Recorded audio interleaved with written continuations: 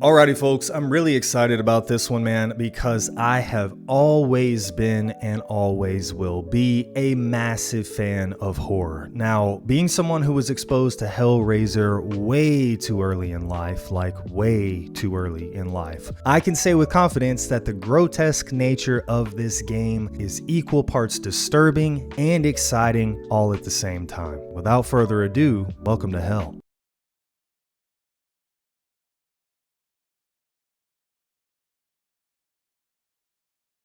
We're talking, of course, about Hellraiser Revival. It's a first-person horror puzzle game that is being developed by Saber Interactive and published by Mad Dog Games, and it is the first Hellraiser game to be made, which is actually kind of surprising considering how long this franchise has been around. But real quick, before we get into specifics, if you've seen any of the Hellraiser movies, particularly if you saw them really young like me, they probably left a pretty profound impact on you in terms of horror. They were brutal movies, extremely creepy, a lot of unsettling dives into worlds of horror that I had personally never experienced or seen before, and this was all done in a time where there really weren't a lot of computer-generated graphics either, so a lot of what you saw, the costumes, the makeup, the aesthetics, that was all done by hand, by makeup artists, and it was something just way beyond your traditional exorcism or ghost haunting movie. This felt real. And as far as Hellraiser Revival goes, the game looks to be doing exactly that in the horror genre. I genuinely don't know how much of this I'll be able to show or even stream when this game comes out. Some of it's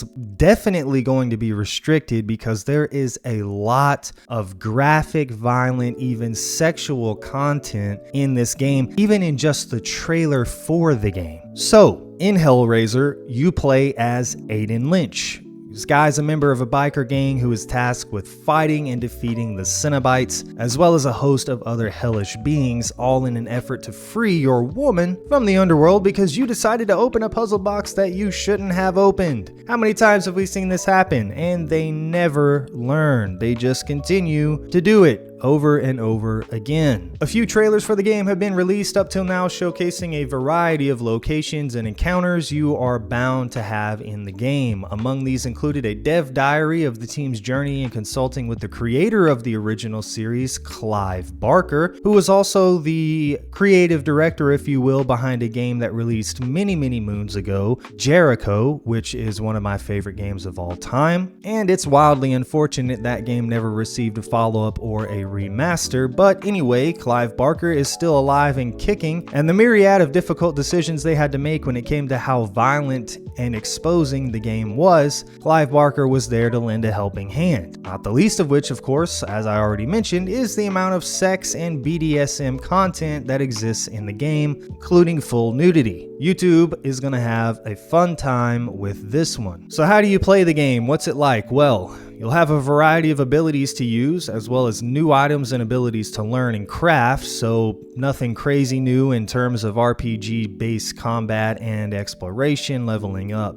there. Even being able to use the puzzle box, or the Genesis configuration as they're calling it in this game, to help you cast spells. So what got you there in the first place is, I guess, going to help you get out. Crafting guns, ammunition, health items, knives, etc. will also be available during your time killing demons. Now, I'm really curious if we'll be able to launch our own set of chains into people's bodies. That'll be interesting to see. Stealth or all-out aggression will be up to the player depending upon the situation at hand. You can choose to go about it several different ways. Doug Bradley, for those of you who don't know, is the original actor in the first 8 Hellraisers. It's hard to believe there were that many, and I think there were even more, but Doug Bradley was the original Pinhead in the first 8 movies, and he is back again along for the ride, bringing Pinhead to life once more, only this time from the recording booth instead of on the screen. This is going to ensure the game continues to pay homage to Clive Barker's original intent in storytelling and creating a familiar presence to Hellraiser fans, albeit a horrifying familiarity at that. So from everything we've seen so far, this game is certainly going to push the ESRB rating to its limit. I don't know if A for adult is a rating they give out anymore. I haven't seen that in ages. There have been plenty of games released that do contain sexual content of some type, whether it be nudity, Easter eggs, sex scenes in a similar vein. But the combination that Hellraiser is bringing to the table with all of the above, with the addition of the amount of gore, violence, sadomasochism, and pure damnation, is certainly going to be interesting to see how this game is moderated by platforms such as Twitch and here on YouTube. Nevertheless, I absolutely cannot wait to play this game. To wrap things up, guys, it is honestly a little bit surprising that there has never been a Hellraiser game before. Granted, Pinhead did make an appearance in a recent Dead by Daylight update, but considering how gruesome the Hellraiser world is and that story is to tell, it's likely that games were pitched in the past, but they were just never approved for every reason we've covered in this video. So I'm personally thrilled to see that it finally has been, and that we'll be able to play it soon. There is no official release date, but it is set to release this year, sometime in 2026. However, we all know how these things go. There could always be delays, but with this type of game, we usually don't see that too often. There will also be special editions of the game, of course, that include trinkets such as a steel case,